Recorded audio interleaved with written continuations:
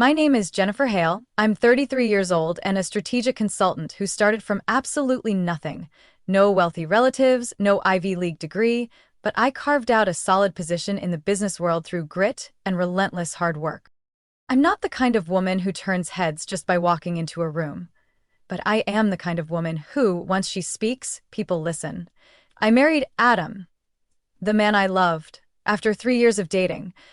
What I didn't realize was I wasn't just marrying a man. I was marrying into the Lancaster family, with all its unspoken rules, social tiers, and invisible walls.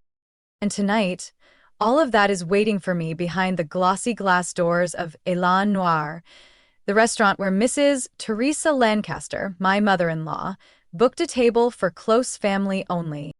The host barely glanced at me before speaking with professional detachment. "I'm sorry, ma'am. There's no reservation under the name Jennifer tonight." I paused, heart skipping a beat. That can't be right. I was invited to a family dinner. They should already be here. He glanced down at his iPad again and shook his head politely. "There's a reservation for 6 under the name Teresa Lancaster at 7 p.m., but no additional guests were listed." That name hit me like ice water. Teresa, my mother-in-law, and she was the one who made the reservation. Before I could ask anything else, a familiar voice, syrupy sweet but ice cold, sounded behind me. "Jennifer?" I turned. There she was. Teresa!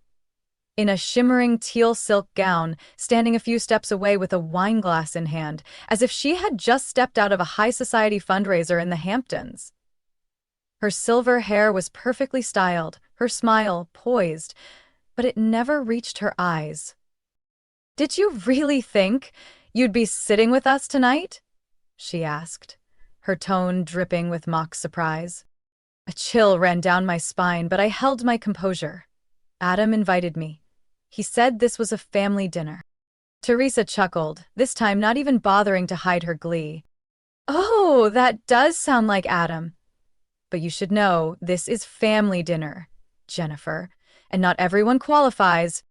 Behind her, I spotted Adam, my husband, sitting at a corner table near the window. He saw me. His expression flickered with panic, then quickly dropped to his glass of water, as if it held the answers to his life. Sitting next to him were his 2 sisters, Madeline and Sophia, dressed to impress like they were attending a charity gala. Madeline leaned in, whispering to Sophia, both of them giggling like teenagers. I didn't need to hear it to know exactly what was being said. I straightened up, calm, clear. "I'm Adam's wife. I have every right to be here." Teresa raised an eyebrow. "A right? At this restaurant?" She turned to the host with a cold smile. "This isn't the kind of place people from modest beginnings usually frequent. Maybe somewhere on the east side would suit her better." A few nearby diners started to glance over. The once quiet dining room now felt like a theater mid-scene. I could feel the whispers stirring through the air. No shouting, just silent spectators watching it all unfold. I looked her in the eyes. "This was intentional, wasn't it? You deliberately left my name off the list." "Oh, I didn't think you'd actually show up," Teresa shrugged. "I just assumed you'd know you don't belong." She swirled her wine glass, looking quite pleased with herself. The humiliation surged like a flood. I should have snapped. I should have felt crushed. But instead, something inside me clicked. A strange calm washed over me, sharp and undeniable. I took a deep breath and turned to the host.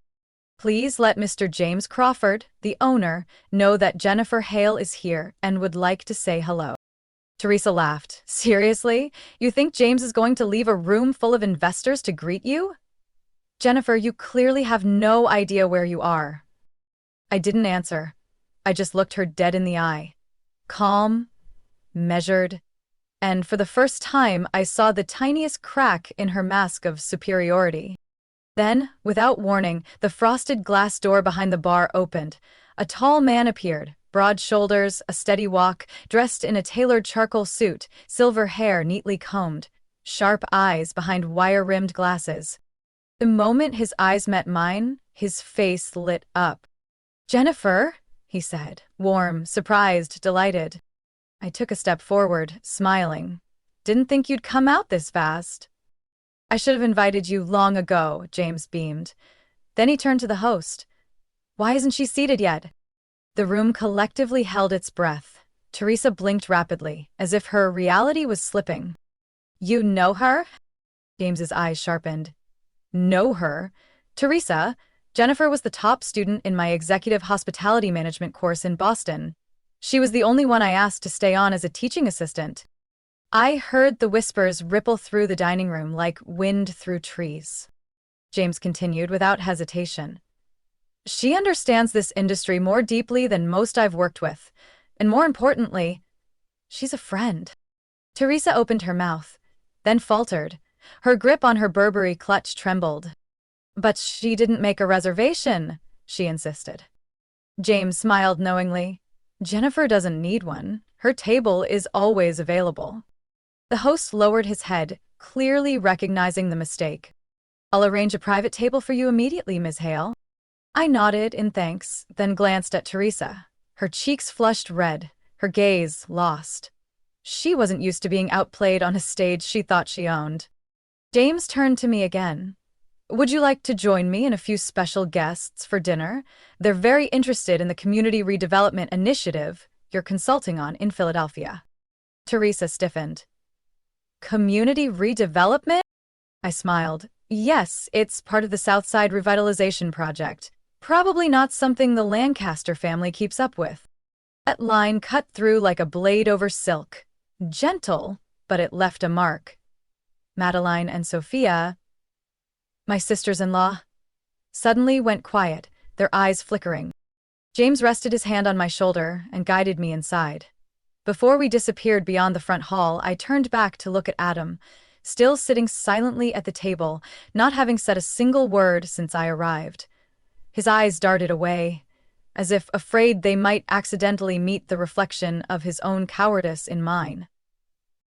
I turned away and stepped through the glass doors, leaving behind forced laughter and a family dinner clearly reserved for those deemed worthy.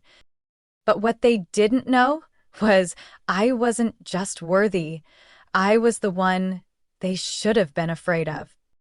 James placed a gentle hand on my back, a gesture both warm and protective. We walked deeper into the restaurant, passing the main dining row where the Lancaster family sat. The entire table seemed to hold its breath as the acclaimed owner personally led me forward. I'd like to have table 9 set for Jennifer, James said to the nearby floor manager. It's still open, right? Yes, sir, right next to the private lounge area. Perfect. James nodded, then turned to me. I remember you always loved soft lighting and the view of the hanging garden. This table is still arranged the way you set it up years ago. I smiled, unable to hide the emotion in my voice. You remember? Hard to forget the person who helped us build a 5-star guest experience, he said, then tilted his head. So, want to sit there or? I glanced over to table 5, where Adam, Teresa, Madeline, and Sophia were still seated. No one was laughing anymore. Madeline sat frozen like a statue, and Teresa, she was staring at me with the kind of unsettled confusion she clearly wasn't used to feeling. Looks like my family's table has an empty seat, I said softly. But every word landed like a stone in the frozen air around them. James caught on instantly. He turned to the staff. Set an extra place at table 5. Jennifer will be dining with her husband. Teresa shot up immediately, her hand gripping her wine glass. I object. This is a private family dinner. James barely tilted his head, his polite smile unwavering. And Jennifer is your daughter-in-law, isn't she? Teresa pursed her lips. Technically, yes. Well then, I'd say we're still talking about the same family, James replied firmly. A server quickly appeared to set out an extra place setting beside Adam. I walked over, deliberate, calm, placed my purse on the back of the chair and sat down, head high, spine straight, as if I hadn't just been locked out of this dinner 10 minutes ago. Adam turned to me, visibly nervous. Jen, I didn't know this was going to happen. Of course you didn't, I said, eyes still locked on Teresa. You never knew. Or you chose not to. Teresa cleared her throat. So, you and Mr. Crawford are close then? Funny, Adam's never mentioned it. I turned toward her fully. Before I met Adam, I worked in high-end hospitality for nearly 8 years. I started at a small restaurant in South Boston. James was the consulting chef there. Madeline blinked, clearly caught off guard. Later, I earned a full scholarship to the Roy Institute's elite hospitality leadership program. James was my lead instructor. We went on to co-manage an experimental dining project in Manhattan. That's where I learned how to design world-class guest experiences. Sophia's eyes widened. You ran an experimental restaurant? I nodded. And I consulted for 3 major restaurant chains, but I guess, to some people, unless you wear a large enough diamond or toss around the phrase credit card debt like it's casual, you're still an outsider. Teresa gripped her wine glass tighter. It clinked sharply. I didn't mean it like that, she muttered. It's okay, I replied, my voice as light as a breeze. From now on, I'll just let the facts speak for themselves. James stepped up, placing a hand on the back of my chair. The executive chef prepared a special tasting menu in honor of the woman who helped us earn our first Michelin star. Jennifer, still love foie gras with pear reduction? I smiled, just like the first time. Silence fell over the table. Adam kept his eyes down. Madeline looked completely lost. And Teresa? Her rhythm was gone. Every play she had rehearsed for tonight had fallen apart in minutes. I lifted my glass of water and turned toward Teresa. Sometimes, I said, calmly, the person you think doesn't belong is actually the one who set the standard. The air was still tense after the appetizer course. Eyes darted back and forth, from me to Adam, who sat stiffly beside me, motionless since I arrived. Teresa took her time wiping the corner of her mouth with a napkin.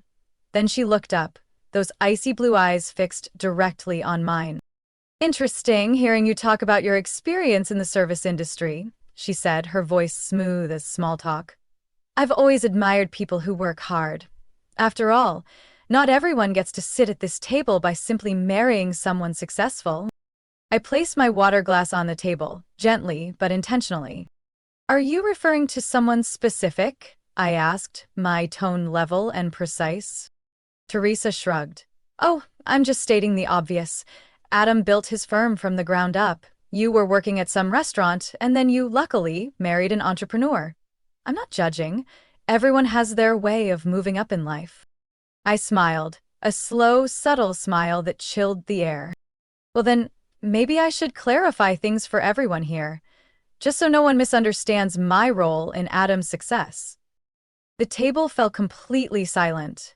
Adam shifted slightly, glancing at me, but said nothing.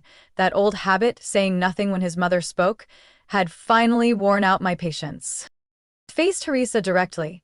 When Adam came up with the idea for Lancaster and Hale 5 years ago, he didn't have capital, not even enough to file the LLP paperwork. Madeline frowned. You mean you invested? I nodded. I pulled nearly $180,000 from my personal savings as seed funding. And I didn't just give him money. I built the growth strategy, designed the website, wrote the contract templates, and set up the initial accounting systems. The first deals that brought in revenue, I found and closed all 3. Teresa laughed, but it lacked conviction now. You're saying you built the company? I leaned in slightly, eyes steady. I'm not saying it. I can prove it. I reached into my purse and pulled out a slim envelope I had prepared. I placed it softly on the table in front of her. That's a copy of the company's founding agreement. I own 51%, and I've never transferred a single share. Sophia's eyes widened. You're the majority shareholder? I nodded. I have final say on all board decisions. I can veto any motion, and if I want, I can dissolve the company. Adam could no longer sit still. Jen, are you really going to air all this at dinner? I turned to him, my voice calm, as if we were discussing the weather. You had years to speak up. Especially every time your mother called me a freeloader, you chose silence. So now, I'll speak for both of us. Teresa clutched the envelope. Why? Why didn't I know any of this? You never asked. You never even considered that I might have been the one contributing. To you, I've always just been that girl from the ground floor apartment, someone who didn't belong in your world. I leaned back and lifted my water glass, speaking slowly. But the truth is, without me, Adam wouldn't have a company, wouldn't have a reputation, and this family dinner, it would probably be happening at some fast food joint, not in a Forbes featured fine dining restaurant. The entire table froze. Somewhere, the faint clink of a spoon on china sounded like a bell announcing the turn of a war. Teresa opened the envelope and scanned the documents quickly. Her face turned from flushed red to pale white. I looked at Adam one last time. You thought I was the one behind you? No, Adam. I'm the one above you. I walked out of Elan Noir without looking back. As I stepped onto the sidewalk, the New York night air felt cooler, calmer. The streetlights cast a soft amber glow on my hair, but my mind had never been clearer. I had said what needed to be said. I had exposed the truth I had swallowed for 4 years, all in the name of family. I didn't owe anyone my silence anymore. When I got back to the apartment in the Upper West Side, I went straight into Adam's office, the one he proudly called his investment war room. His half-finished espresso from that morning was still on the desk. The monitors flashed stock charts like shimmering illusions. I opened the bottom drawer, the one where Adam kept the safe key. The code was the same, the launch date of his company. I knew it by heart. I designed the company's logo that very day. The safe opened with a cold metallic glint. I pulled out 3 folders: the investment agreement, the equity assignment, and, most importantly, the temporary power of attorney Adam had signed when he sprained his wrist and needed me to sign contracts with overseas clients. I didn't take anything. I just photographed every page, every line, every signature. Then I walked into our bedroom, opened the closet, and pulled out my small suitcase, the one I used for conferences in Boston. I started packing, not in a rush, not in anger, just methodically, as if I were folding up old wounds, ready to return them to the one who caused them. As I wheeled the suitcase into the living room, the front door opened. Adam stepped in. His tie was undone, hair a mess, and panic in his eyes. "What are you doing?" he asked, blocking the doorway, staring at the suitcase like it was ticking. I sat in the armchair, arms crossed. "I'm leaving." "Come on, Jen, don't joke like that," he said, stepping closer. "You're really going to get a divorce over one dinner?